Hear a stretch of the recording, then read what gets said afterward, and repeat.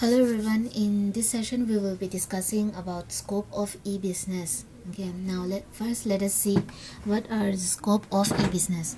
Now we know that business is a very wide term and it includes industry, trade and commerce. It includes all types of business transactions like production, finance, marketing, personal administration. All those things come under business. So e-business is nothing but carrying on all those functions with the help of technology and internet. Now electronic business, we can look into it, we can look into according to the function performed, or we can look into it with the, in term of parties concerned, means how many parties are concerned and how they are interacting with each other. Now in this topic what we will discuss is that we will see electronic business from the point of view of parties. Okay, now according to that there will be B2B, that is business to business, then B2C means business to consumer, then intra B commerce, and there will be one C2C as well. Now let us see all of them one by one. Now first we will talk about B2B commerce, that is business to business. Now in this kind of transaction both the parties involved, means the parties that are involved in this kind of transactions are nothing but business firms. Okay, in other words, business to business and known as B2B. Okay, the transaction requires a business to interact with a number of other businesses which may be suppliers or vendors. Suppose if you start a business, you are not going to only interact with your customers or inside your firm, you are going to deal with other businesses as well. Suppose if you want to produce anything, you want to manufacture anything, then in case of procuring raw materials, you will contact with another supplier or another business firm who will provide you with raw materials. So that is nothing but B2B commerce, means business to business transaction. Okay, now here there is a diagram given. Now see, these are all suppliers and this is the main firm. Suppose this is your firm. Okay, when you communicate with any one of your supplier, that will be known as B2B transactions. When you discuss or when you interact with your customer, that is known as B2C transactions. And when you interact within your business firm, okay, with your different department like purchase department, production department, research and development department, human resource department, finance or marketing, that will be known as intra-firm business transactions. Intra-firm business transactions. So these are the main three transactions that take place. Okay, then now let us see B2C commerce. You can read the paragraph, but the main thing you have to understand is that B2B is nothing but transactions taking place between one business to another business. Okay, now B2C indicates business to customers. In this case, business tries to reach customers through online shopping. Apart from online shopping, B2C also takes care of registering customers' complaints. Suppose when a customer complains about the product, that is also known as B2C interaction. Delivery of products, online payments, etc., all those are known as B2C transactions. This shows the concept of B2C expands to wide range of marketing activities to enable ease of transaction, delivery, payment through internet networks. Companies, they can increase customer touch points through regular feedbacks, means they ask for feedbacks on a particular product manufactured or sold by them. They can provide support online service and all those things. Now it should be noted that B2C is not one-way traffic. It doesn't mean that only business they communicate with customers. Sometimes customers also they communicate with the business. Now that can be other way around, that can be known as C2B, which allows customers to do shopping at will. Now when customers they lodge complaints, that is known as C2B transaction. Okay, now the third type is intra B commerce, that means communication within the firm. Parties involved in the electronic transaction are from within a business firm. This is why it is called intra B firm. It is mainly used to interact between management and its various function, and also with persons within a firm. Intra-B-commerce has made manufacturing flexible. Interaction between production and marketing department is also possible. It has contributed to effective management and supervision. It also helps in efficient inventory and cash management. Now there are lots of different departments inside a business firm. So through this intra-bay commerce, communication between different departments and between different levels of organization has made possible. Okay, now because of this, it is the there is faster decision taking, and the work is also done fastly. Okay, then intra-B commerce is also responsible for the emergence of B2E commerce. Now because of this intra-B commerce, business to employees commerce is developed. Employees can contact each other and share the information. Means within the business, the employees, they can interact with each other, they can talk with different levels of the management and all. Employees can also use VPN, virtual private network technology. In this case, employees need not attend to the office, and they can work from wherever they are, and also at their own will, speed, time and convenience. Meetings can also be held online via tele or video conferencing. Now in this situation, when you see that all the teachers of the school, they are at their home, they are not in the school in Maram. Okay, now all the people, they are connected through internet. That is nothing but intra-B commerce. Means all the employees and all the departments of the firm is connected through internet. Okay, now the last one is C2C commerce. That means customer to customer interaction commerce. It is available through computerized network in an additional benefit of e-commerce tools. Now customers, they can interact with each other on various reasons. The first reason given is as prospective buyer and sellers. Now customers can search for prospective buyers or sellers for any specific second-hand used item. Suppose I'm a customer. Okay, I purchased one thing. Suppose let's take example of a mobile phone. I used it for a few months and now I want to sell it. Now what I will do is that I will try to sell it to someone. Now if a particular person inquires about me or tries to contact or communicate with me regarding that mobile phone, now that is nothing but C2C interaction. Okay, now best example is eBay, where any customer can sell goods to any customer. Okay, then next topic is next reason is payment intermediary. PayPal is a good example of this kind. On this kind, PayPal holds the payment until the goods have been received by the buyer. Now what they do is that, suppose I'm trying to sell my mobile phone, and my second-hand mobile phone, and Mr. A wants to buy it. Now what he will do is that he will make payment through PayPal, and until and unless I don't make sure or until and unless that Mr. A receives the mobile phone that I'm intending to sell, PayPal is not going to pay me that money. Okay, as soon as that mobile phone reaches Mr. A, I will get my money.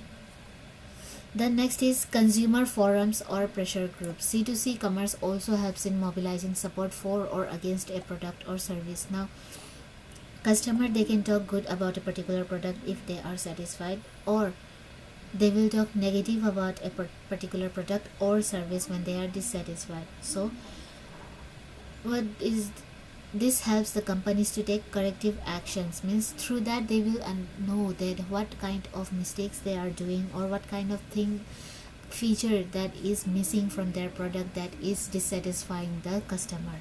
Okay, then let's see some of the uses of e-business. Using the internet for business means far more than simply processing payment transaction. Nowadays, internet is not only used for payment but lots of other stuffs also. They are being established for automating and enhancing many aspects of communications, also such as publishing, marketing, sales and customer service. Now e-business, they serves the business in the following areas. Now let us see one by one. Customers search. E-commerce helps in finding customers for the product or service through sending them informative emails for the product or service. Sometimes you will receive some emails by companies regarding a product that they are going to launch. So that means the company, what they are doing is that they are trying to search potential customers through email. Means they are trying to find out who will purchase their goods or new products or not. Okay. The next is pre-sales inquiries. Now as customers we have lots of queries and we have lots of questions before we go to buy a particular product, especially when the product is very expensive. Okay, we have lots of questions that we want to ask to the company before buying their product. So what e-commerce helps or e-business helps us is that we can go to the website of a particular company, then we can ask them as many questions as possible regarding the product.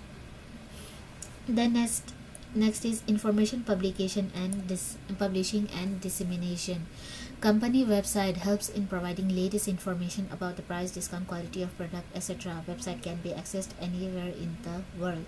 Now company, what they do is that from time to time in their official website, what they do is that they inform the customers or they inform public about the change in price or if there is any discount available or the quality of the product. So through e-commerce or e-business, what the companies they are doing is that they are publishing or they are giving information to the general public. Then next is sales of product. Now online sales of product can be made on the website. Customers can choose the product from the catalog of photographs and other online and order online. Payment can be made through check, draft or credit card. Now these days when we see on Flipkart, Amazon, Myntra and all, we can buy product online. Okay, now that is another benefit of e-commerce or uses of e-commerce. Then next is advertising product. E-commerce helps advertising of the product through emails. Now if a company want to advertise about their product, they can do that through e-commerce by sending emails, putting up website, telemarketing, etc. Then sales promotion. Sales can be increased by online trading on the internet. Also helps to provide better customer service by receiving their complaints on the email. Now suppose you are running a business and you have a physical store. Now when you put up or when you start your own website about your business and all, you can sell goods online as well. So that means your sales are going up, as well as you can resolve your customers' complaints also. When customers they inform you about particular complaint or particular defect in your product, that means you are getting another chance of correcting that. Then next is purchasing goods. Suppliers can be found on the internet for a particular product or service. Internet search engines like Google, Yahoo help in locating suppliers from all parts of the world. Suppose you want to buy something, then you want to purchase something. So instead of going to from shop to shop, you can do is that you can search in Google or Yahoo and see the suppliers details, information, as well as address plus amount of those particular goods also from internet. Then funds transfer. As we have already saw that through internet banking, you can transfer fund from one bank to another and from one corner of the world to another corner through NEFT or RTGS. Then after sales service. Customers can be provided efficient after sales service. Now this, after making sale, a company also they can provide extra services or known as after sales services.